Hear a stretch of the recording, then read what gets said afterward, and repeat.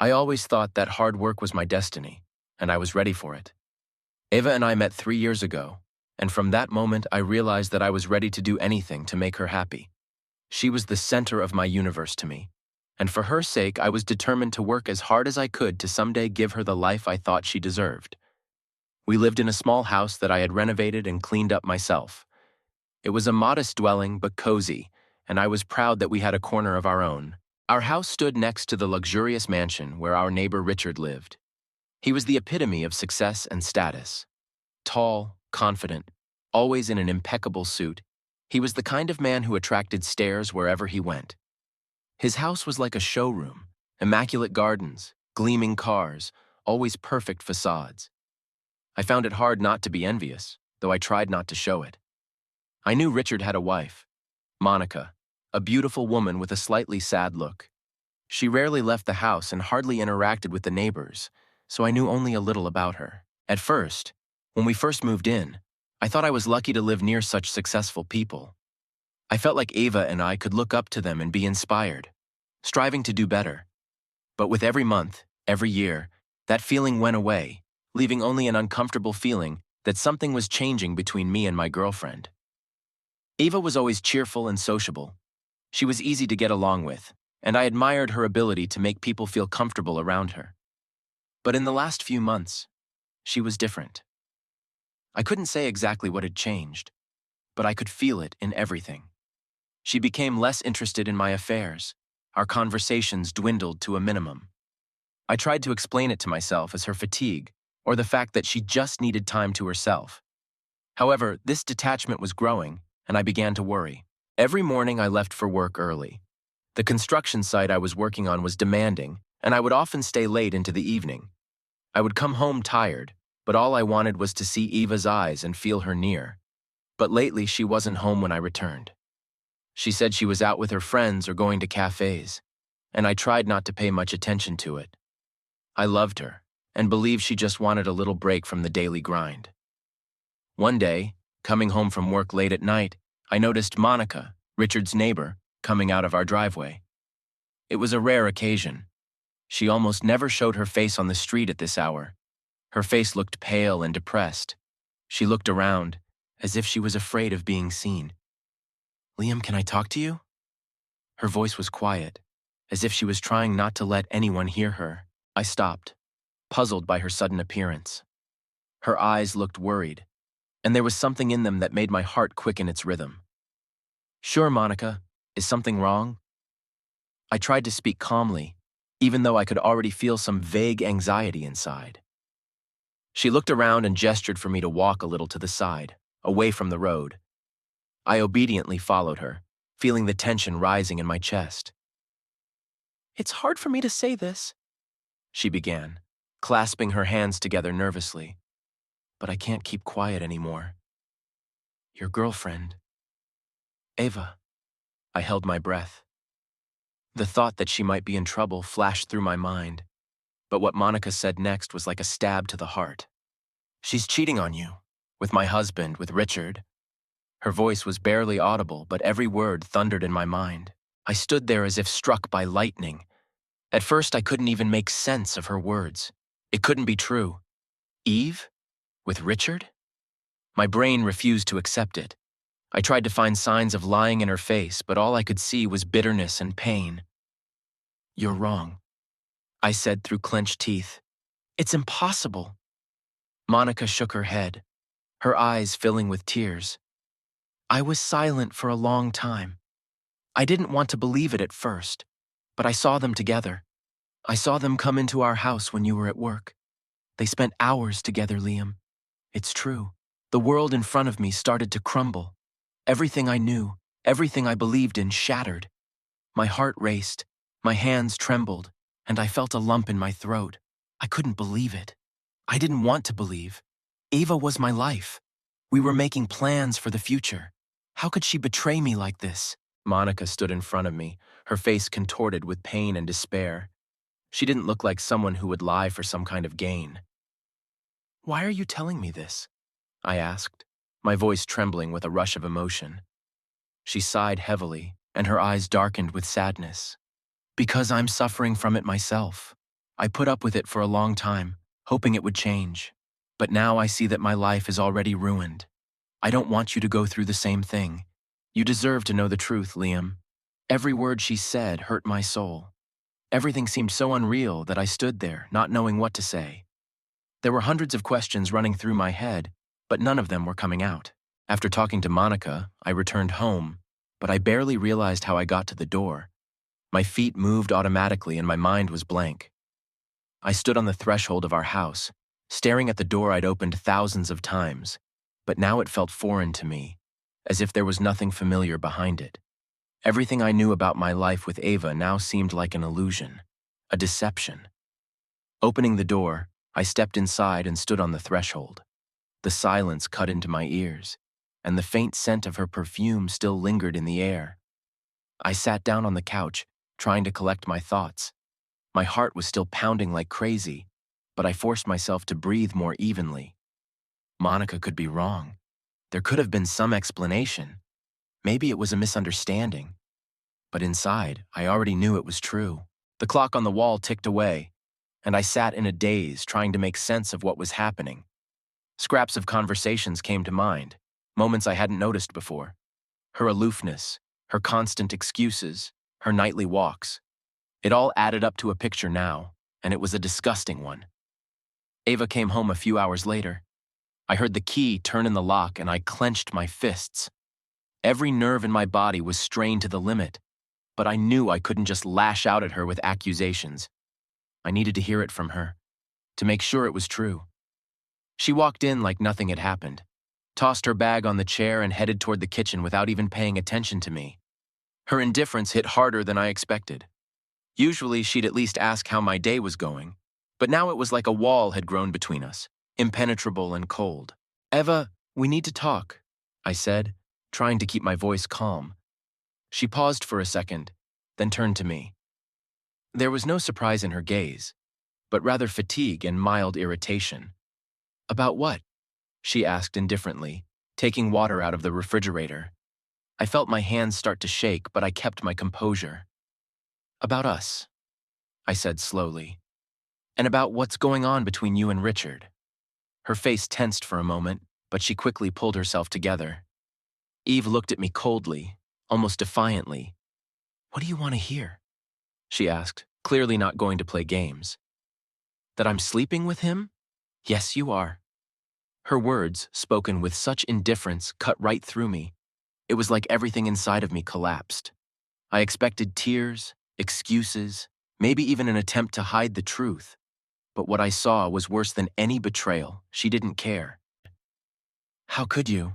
I asked, feeling my voice trembling treacherously. "We'd been together for 3 years, Eva. I thought we were building something real." She sipped her water as if I was talking about something insignificant. "Liam, does it really matter to you?" She looked at me with a look of boredom like I was discussing the weather. "You're always at work. All you do is work. And I don't want to spend my life waiting for you to come home and be so tired that we don't even have time to talk. It's easier with Richard. He knows what I want, and he can give it." I fell silent, digesting her words.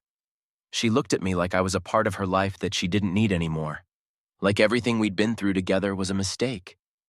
"But I thought you loved me," I said quietly, feeling everything empty inside.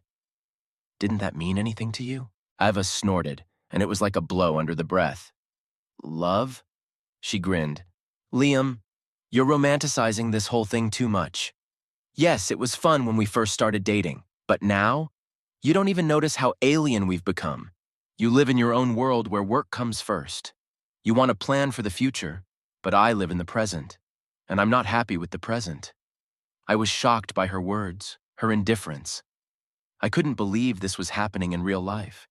I had always considered Eve my raison d'être, my support, but now she stood before me like a stranger, cold and cruel. "So that's it?"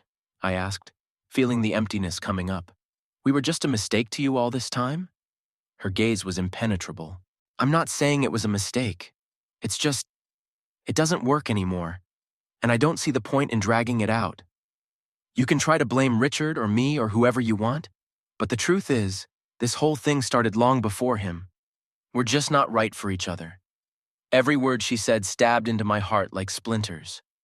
I looked at her, and I couldn't believe I was looking at the same Eva I'd lived with for 3 years.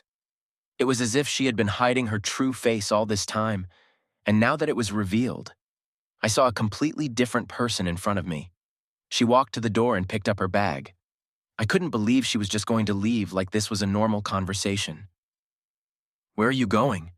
I asked, trying to find some thread to hold on to. "I'm staying at Richard's tonight," she said calmly, like it was the most logical step. "I think we both need time to think." She turned and walked out the door, leaving me alone in the empty house. I stood in silence, staring at the closed door, trying to realize what had just happened. Everything I believed in had been shattered in a matter of minutes. My life, my love, my plans, none of it mattered anymore. A feeling of emptiness grew inside me. I didn't know what to do next. My thoughts raced around like cornered animals, and I couldn't find a way out. All I knew was that I was alone, and now I had to live with that knowledge. After Ava left, there was an oppressive silence in the house. I sat on the couch and stared at her empty chair. I couldn't comprehend that it had happened so quickly, that the person I had spent 3 years of my life with could so easily and indifferently cut me out of it. I tried to remember how it had started, how we had met. In those moments, it seemed to me that there was something special between us, that it wasn't just a romance, but something more. We laughed together, shared dreams, made plans, but it turned out that all those dreams were just mine. I started remembering every little detail, how Eva started to be absent more and more often in the evenings, how she stopped asking me how I was doing, how she had that annoyed look on her face when I tried to talk about the future. In those moments, I wrote it off as fatigue, as temporary difficulties. I tried to convince myself that things would get better, that it would just take a little time. But she was already with Richard, our neighbor, while I was trying to build a house for us. Ava and I have always been different. I'm a man of action, always believing in hard work and perseverance. I was never afraid of work, and although my construction job was hard, I took pride in what I was doing. It was honest work that gave me a sense of stability and confidence. Ava, on the other hand, was a dreamer, living in the here and now. She always said she didn't want to think about the future, that we should enjoy life while we could. Maybe that was a warning, but at the time I didn't want to see it. I thought love was when you accept a person for who they are, even if you are different. But now, sitting in the empty living room, I was beginning to realize that our differences were too great to ignore. I tried to imagine what she was like with Richard now. I drew a picture in my mind, them sitting in his luxurious living room, laughing, drinking wine, and maybe even making plans for the future that was once supposed to be ours. The thought made me clench my fists. Richard was successful, wealthy, and, as I now realized, cocky to the point of abomination. He could afford anything he wanted, and as it turned out, Eve was one of those things he was determined to get. Everything inside me boiled with anger. I didn't know what to do with this rage that was overwhelming me. I wanted to snap, to go to Richard, to break into his house and demand an explanation. But I knew it would be useless. He wasn't likely to say anything that would bring Eve back to me or explain her betrayal.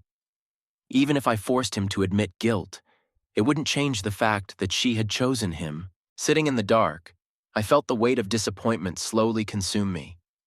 I stood up and walked through the rooms as if I was taking one last look around the place I once called home.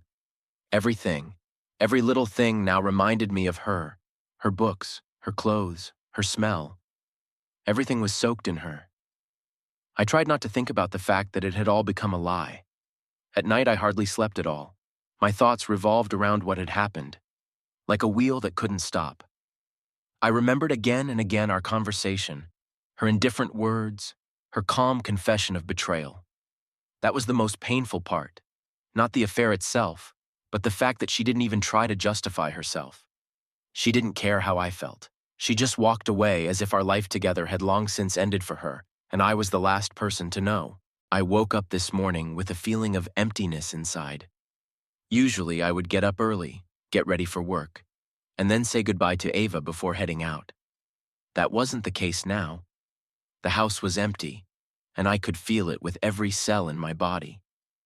I sat on the bed, not knowing what to do next. It felt like the whole meaning of my life had disappeared in an instant. My phone was on the bedside table. I picked it up and checked the messages. Nothing. Eva hadn't even bothered to text me. I looked at her picture I'd left on my contact profile. Looking at her face, one question swirled in my mind. How long had she been lying to me? From the very beginning? Or did it happen gradually when I was too busy with my own worries? I wanted to ask her, but I realized it was pointless. The answer would no longer satisfy me. For several hours, I sat still, wondering what to do. Work seemed distant and unimportant. I knew I couldn't go back there in this condition. There were too many questions swirling around in my head. I couldn't focus on anything but thinking about what had happened. By noon, I decided to leave the house to get my mind off it. The street was busy, but to me everything seemed dim and detached.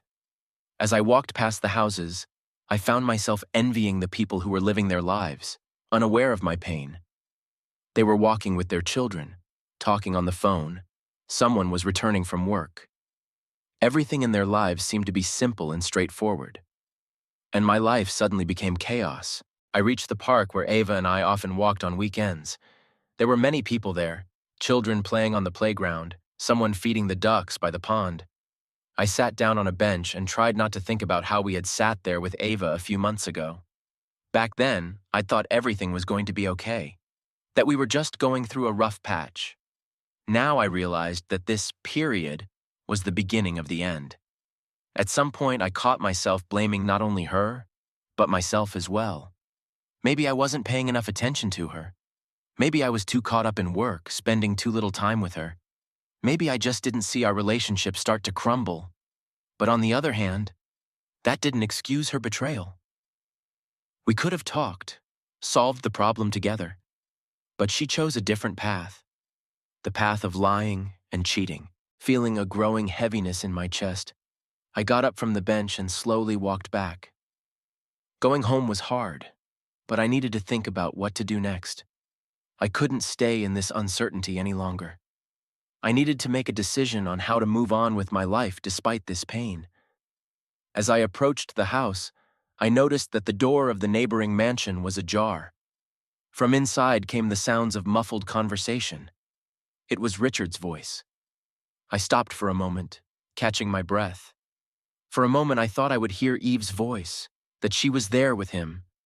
But gritting my teeth, I continued walking. I couldn't waste any more of my life on their dirty games. When I entered the house, everything inside seemed even emptier than before. I knew I had a tough decision to make, not only about how to handle this betrayal, but also about how to move on. I needed to let go of this part of my life, even if it was painful. I woke up the next day with a heavy feeling in my chest. It was like my body refused to move, and my mind was having trouble recovering from what had happened. I didn't want to get out of bed, but I couldn't bear to stay in an empty house where everything reminded me of Eve. I lay there for a long time, staring at the ceiling, trying to figure out what to do next. The only thing I could think of was to talk to Monica. Maybe she could shed some light on what had been going on behind my back for the past few months. I got up, washed my face, and put on a t-shirt and jeans on automatic. It was about noon on the clock. Eva hadn't shown up at home, and I wasn't expecting her back anymore. She had made her choice. I was no longer a part of her life. As I stepped outside, I felt the fresh air and held my breath for a moment, as if trying to wash away the feeling of suffocating pain. My steps took themselves toward Monica and Richard's house, the mansion that was now the symbol of my betrayal. As I approached the tall fence, doubt came over me with renewed vigor. Should I go there? Would I have the courage to listen to Monica? But I was already here and there was no retreat. I pressed the bell at the gate and waited.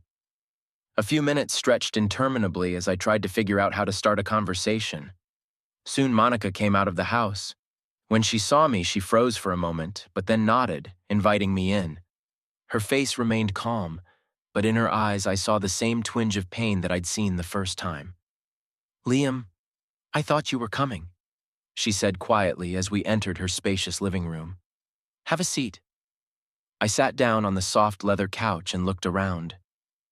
This house, luxurious though it was, felt cold and alien to me.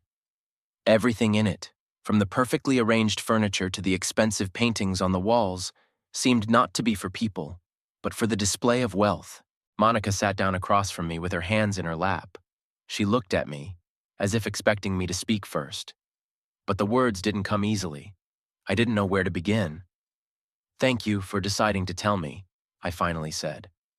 "I don't know how I would have found out about everything if it hadn't been for you." She smiled sadly, her eyes full of sadness. "It wasn't an easy decision. I've been patient for a long time. But," she paused, choosing her words, "I couldn't stand to see your life ruined by what was happening between them." Her words made me wince. My life was falling apart? Until that moment, I somehow hadn't considered that things weren't just ending, but exactly falling apart. The 3 years I'd spent with Eva seemed empty and meaningless now, but that didn't make the pain any less painful. "Did you know about this from the beginning?" I asked, feeling the anger rising inside me again. Monica lowered her eyes as if hesitant to meet my gaze. "I began to suspect it months ago," she admitted. "Richard started staying late at work, coming home late, sometimes not staying home at all. I tried to make excuses for him, but then I happened to notice that he was seeing Ava while you were at work. I didn't even realize it was true right away." Her words hit me like a hammer. So this had been going on for months. While I was at work every day, working hard at the construction site, Ava was spending time with Richard. Monica continued. "I tried to talk to Richard, but he denied it. He said it was just a misunderstanding. But once I saw them together, I couldn't let it go." Monica looked up at me with eyes so full of pain and despair that it made me uncomfortable. She was suffering just as much as I was. But in her case, it was betrayal, not only by a stranger, but by her own husband. "What are you going to do?" I asked, trying to understand how she managed to stay calm. She sighed and looked away.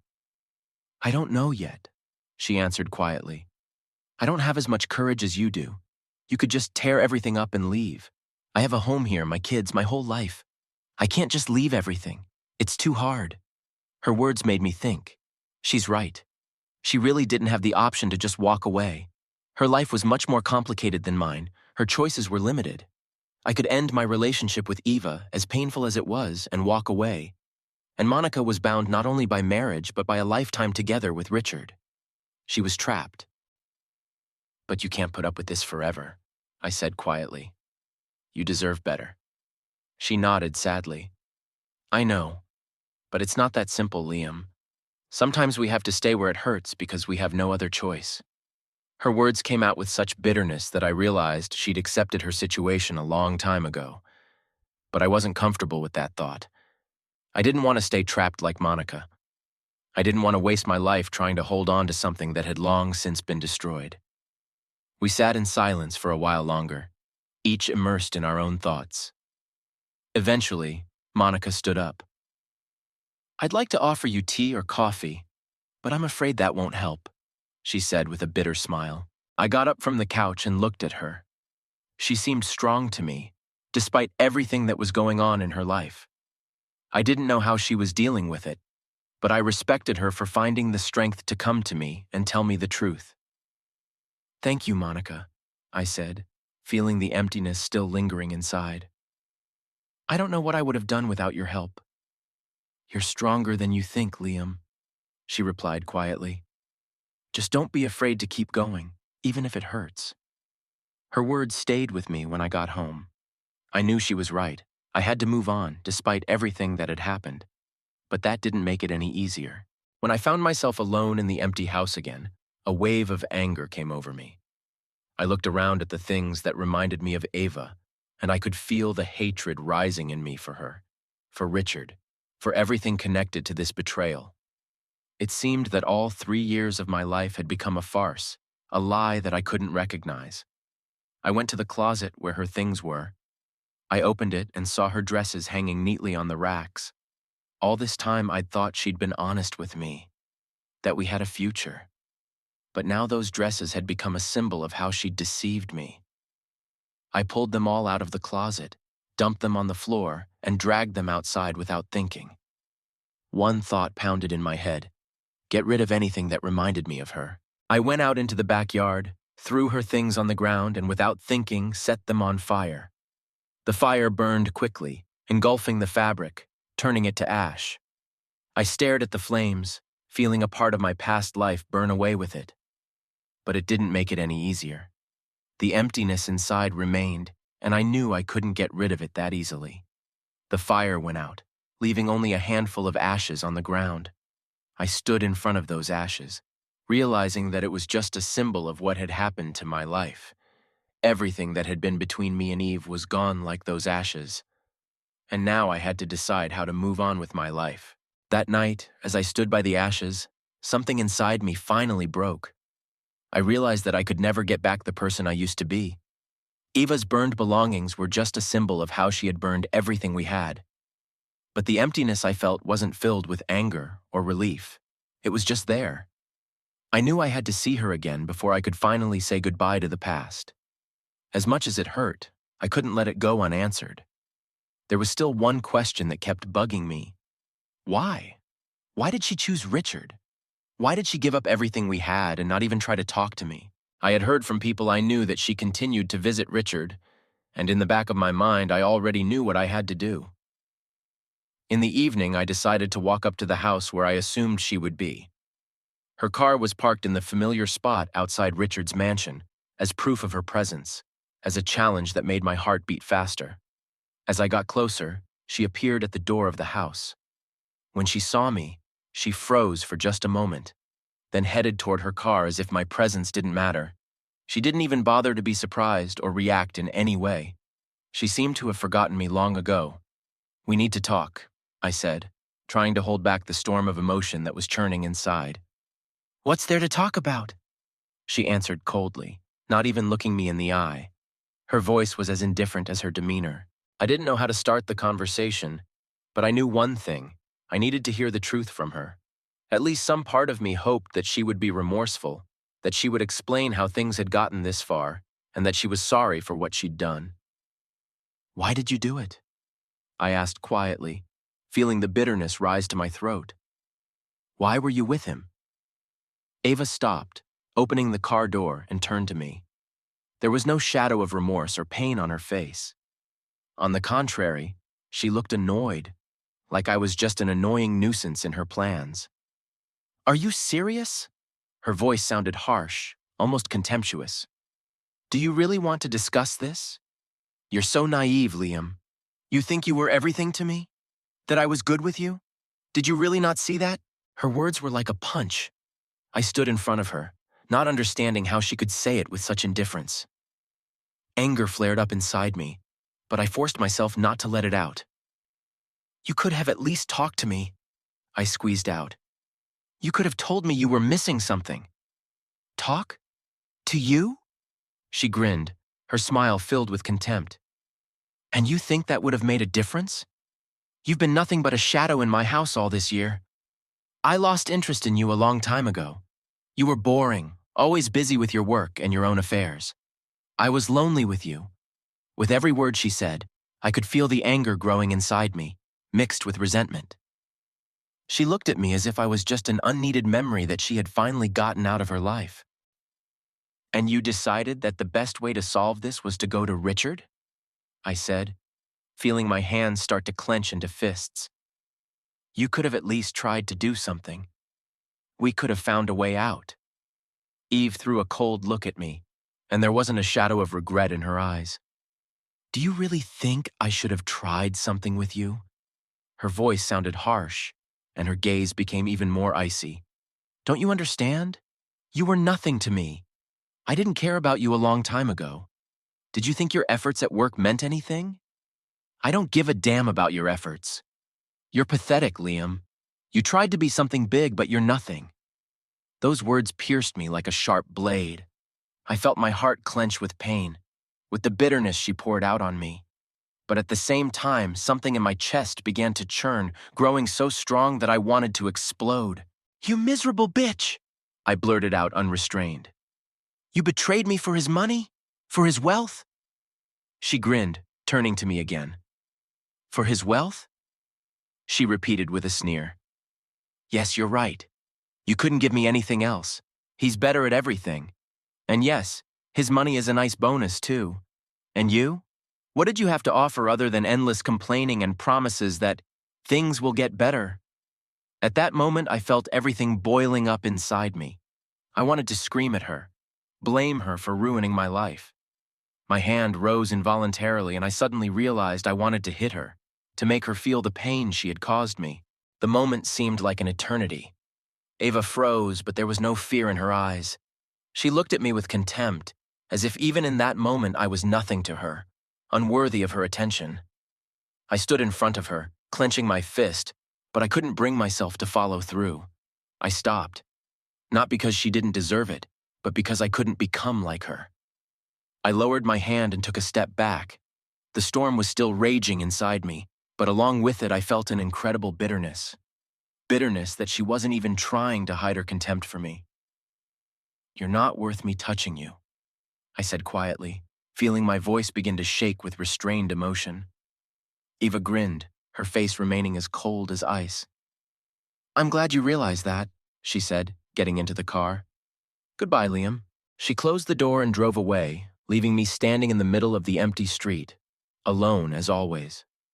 I stared after her, and in that moment, I realized that I could never forgive her, not for leaving, but for what she had become, or maybe who she'd always been, but I was too blind to see that. As her car disappeared around the corner, I felt my legs start to shake. I leaned on the nearest fence, trying to gather my thoughts. Everything I'd heard from her had only intensified my sense of loss and emptiness. I realized that I could never be who I was again. She had killed my faith in people, in love. I slowly made my way back home. My home now seemed as foreign to me as the world around me. From the moment she left, something in me had finally died. It was as if the last ray of light that remained in my soul had gone out. I closed the door behind me and sat on the couch, feeling the pain wash over me. There were no more words, no more thoughts. Only the emptiness that was growing inside, filling whatever was left of me. After that last encounter with Ava, I was left in utter confusion mixed with deep pain.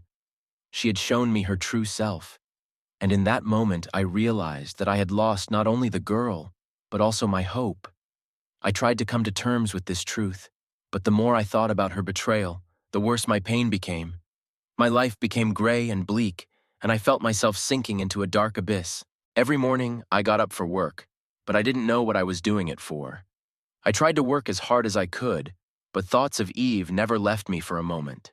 She was in every corner of my mind, in every glance of people passing by, in every rustle of wind. I tried to concentrate on my duties, but I couldn't. All those plans for the future that I had made with her were shattered in an instant. I felt as if life had taken everything of value away from me, leaving only emptiness. A few weeks passed and I still couldn't recover. I looked exhausted, lost weight, and had no desire to socialize with my coworkers. They tried to keep up a conversation, joking with me, but it all seemed unimportant to me. I sank into my grief, and no one could get me out of it. I felt like a zombie wandering down the street, disconnected from everything that had ever mattered. Working at the construction site became a real challenge for me. Every day I watched other people happily perform their tasks, while I couldn't bring myself to do anything more than just be present. Every scream, every laughter around me only reminded me that I had no one left to share this joy with me. I looked up at the sky and wished I could just disappear. The inner despair was becoming unbearable. I could feel an overwhelming sense of hopelessness enveloping me.